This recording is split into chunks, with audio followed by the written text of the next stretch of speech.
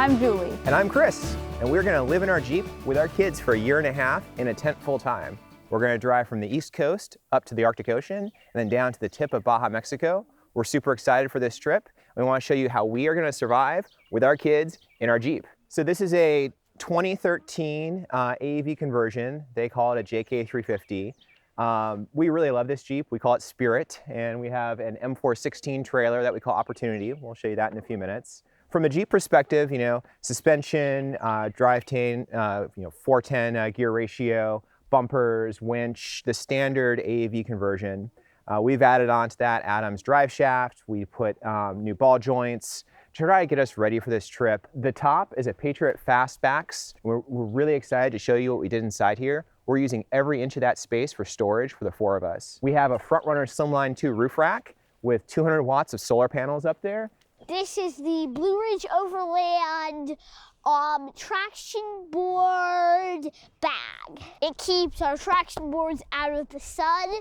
Then we have these solar panels, and right there we have a GoPro mount to get footage while we're driving. All right, moving on to the trailer. This is a 1966 military M416 trailer.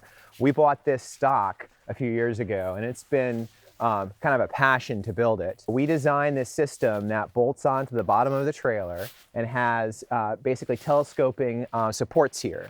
And the way it works is we have electric linear actuators. Those are powered by an onboard power system, and it raises the tent from being right above the trailer to being about up to 9 feet. We can, basically get up and off the ground. It's clean up there. We love the idea of rooftop tent, but we can also keep the center of gravity low when we're off-road by lowering it. Inside our trailer, we have 10 Frontrunner wolf packs. This has art, music, science, and a lot of food. Right now, we have about 6 weeks worth of food in here. We dehydrate our own meals. They're really inexpensive to make them ourselves, and they pack really densely. We have 21 gallons of fresh water here, and we have an onboard water system in the Jeep as well. We can transfer water back and forth between the Jeep and the trailer using the water filtration system that's built into the Jeep. This is our spare tire bag, and we keep all of our sleeping bags and pillows in here. This is really great. Sometimes we pull into a campsite late at night and we just want to throw the tent open, and we empty this into the tent. I put a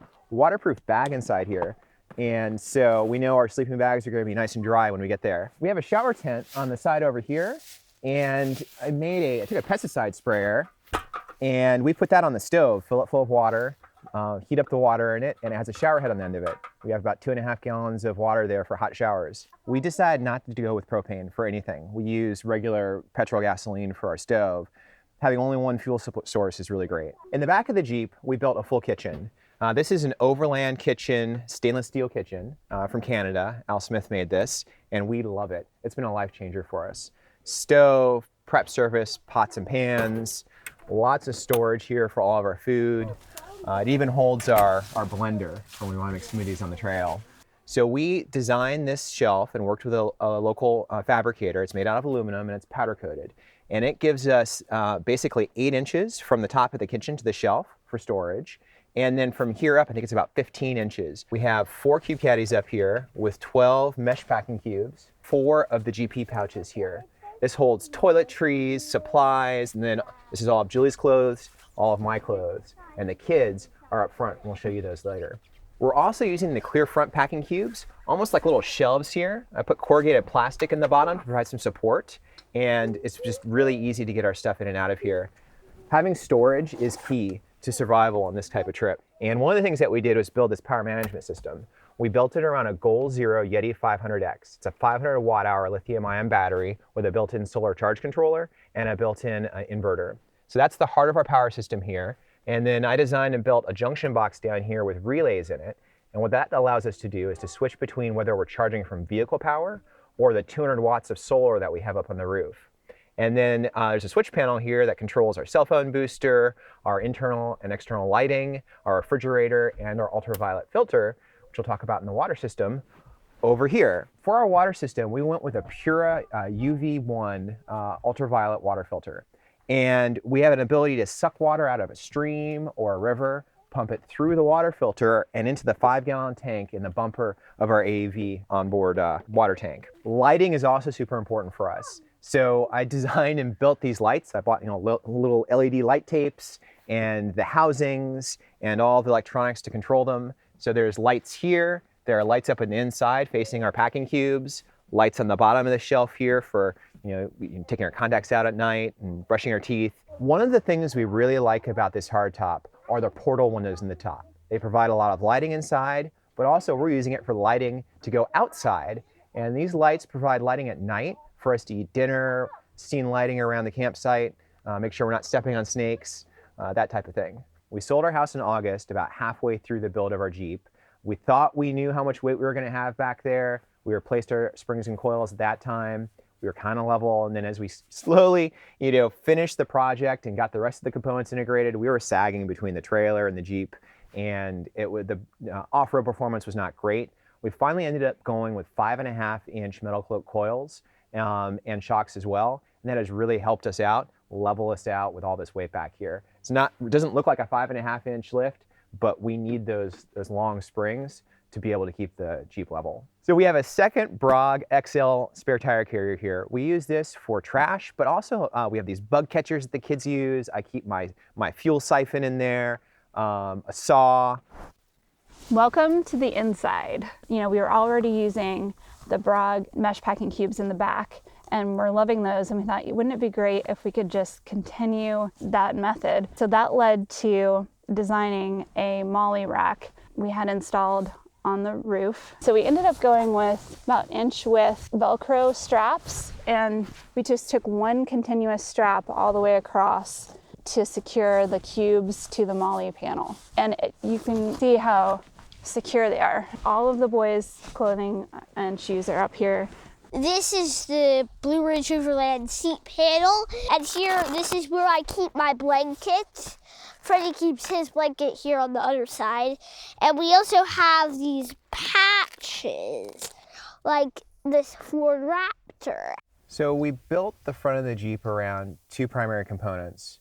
One is the Vector off-road bar here, which holds our Garmin InReach Explorer satellite communicator, our phones, and the second thing that we built it around is the Stinger off-road head unit here. We installed 4 cameras around the corners of the vehicle. So you saw the rear camera that has a microphone on it, left, right, and front cameras. And we also put a Google Smart TV on it, on the HDMI input, which is kind of cool when we're, traveling. We want to be able to, watch TV with our kids, watch our YouTube shows. I Chromecast my Android screen to the head unit, and I have the hand controller, and I can sit there while we're driving and fly the drone and see it on the screen. So the kids, if we want to scout a trail, we can send the drone up while we're driving, go ahead, and everyone in the vehicle can see the video. And we also put on a web camera here at the top, which allows us to video conference with the family. We're going to be traveling a lot.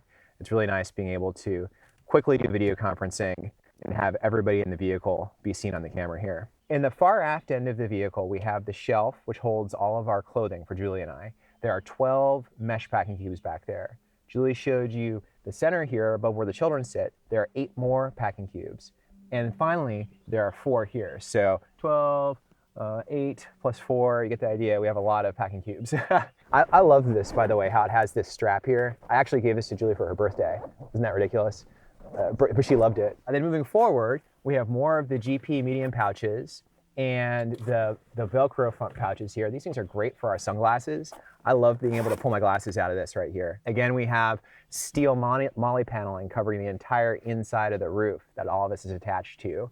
And it's actually bolted through the fiberglass roof, so it's very secure. Julie and I each have a bag. She has a fanny bag here, which is on grim locks that disconnects. And I have my backpack here, which is on MOLLE clips. You just unclip it and it comes down so we can quickly go. And then the kids have their own backpacks on the seat back MOLLE panels that Brog makes as well, which are great. They can unclip their backpacks. So we can all get out of the car and go for a hike in about 10 seconds by just unclipping our bags. Hope you enjoyed the tour of our Jeep. It was a journey getting to this point, and now we're excited to start our adventure up to the Arctic Ocean. We'll be up there from June, July, August, and the beginning of September 22, and then heading down to Mexico. We're going to do the Baja XL Rally, which is 3,000 miles down to the tip of Baja and back. It's the longest and most difficult rally down Mexico, and we're really excited about doing that. And we sold our house in August to be stringless, and it's been a really emotional experience for us to kind of cut all of our strings and become free, try to live tiny in this Jeep. That's everything we own now is in this Jeep. Honestly, it was 2020 for us. That was our wake-up call when what it did was it opened our eyes to the possibility of cutting the strings, because they were cut for us temporarily. When all of a sudden Chris was working from home, the kids were doing school from home, and for the first time ever. And we realized we had a choice. We could either reconnect or we could stay stringless. We made the decision to not go back to the way things were. Yeah, so you can find us on Instagram at Stringless Theory and Facebook, and soon we'll be launching YouTube. And you can follow our adventures